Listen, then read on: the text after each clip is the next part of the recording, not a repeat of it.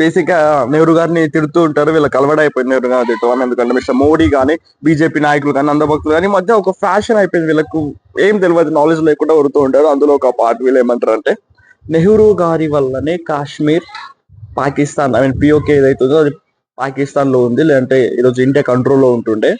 నెహ్రూ గారు అనుకోలేరు కాబట్టి అనుకుంటే ఇండియాలోకి వచ్చేస్తుండే అని అంటారు.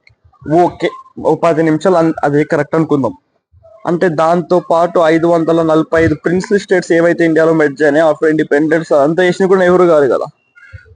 లాజిక్, వీళ్ళకి చదువు నాలెడ్జ్ తో చెప్దాం, చదువుకోర్రా అని చెప్దాం అంటే వీళ్ళకి చదువు అర్థం కాదు, అది మనం చెప్పిన విషయం. At least knowledge I mean logic తోనే ట్రై చేద్దాం. ఇప్పుడు 545 ఏవైతే ప్రాంతాలు ఉన్నాయో ఆ ప్రాంతాలని ఇండియాలో కలిసిపోయినాయి, విలీనమైనవి.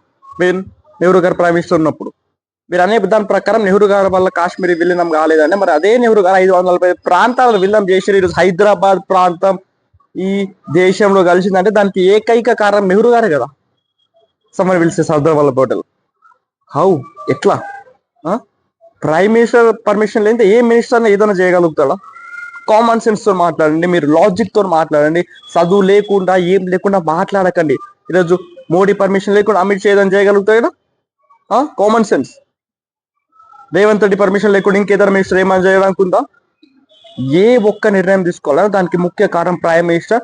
ఈ దేశంలో 545 ప్రిన్స్లీ స్టేట్స్ కలిసినాయి అంటే దానికి ఏకైక కారణం జవహర్ లాల్ నెహ్రూ గారు.